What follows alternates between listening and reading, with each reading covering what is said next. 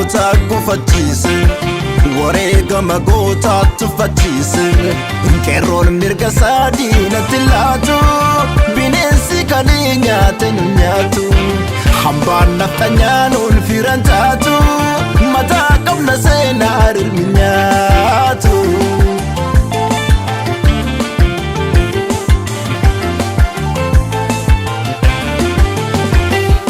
Sirna nafxanyaan ijaare kan Oromoon jibbee abaare wayi bisuun taare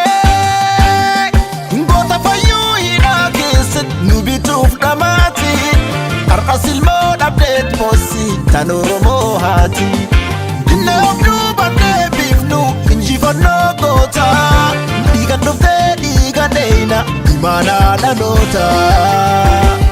Seenaa waggaa dhibba dura roorroo harkaa farma muraasa dhiibnee tarree duullee lolleetti injifannee duulaa gallee fannifamne waan baay'ee garree daandii bineensota galee deemaa gowwaan ganta galee guddinaa barree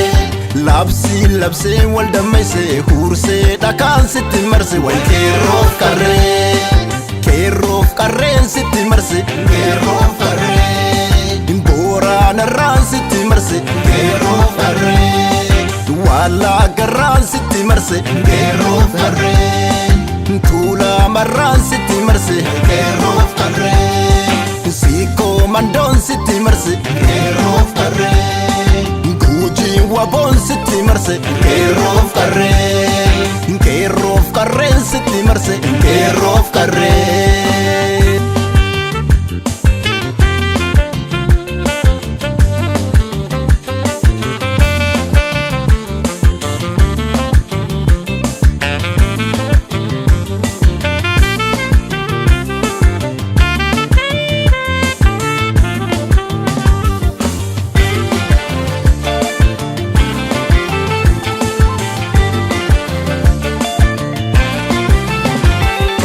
Kaayoo Oromoota gufachiise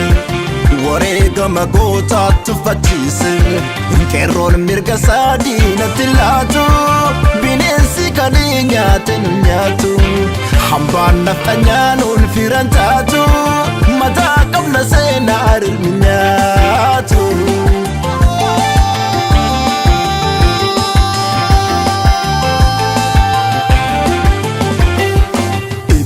Citaa qabsiise erga turreessa baagadhiise eddiina keenya keesse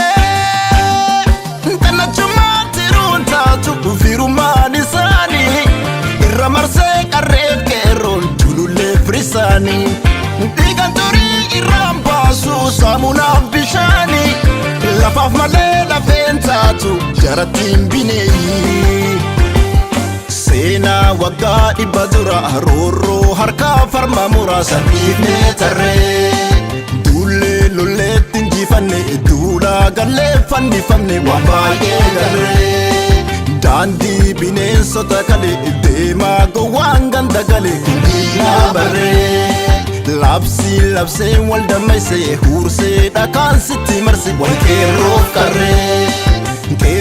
qarreen sitti marse qeerroof qarree Walloo raayaan sitti marse qeerroof qarree Afraan qalloon sitti marse qeerroof qarree Iluu Abbaaboor sitti marse qeerroof qarree Jimmaa Waboon sitti marse qeerroof qarree Karrayyuurraan sitti marse qeerroof qarree Qeerroof qarreen sitti marse qeerroof qarree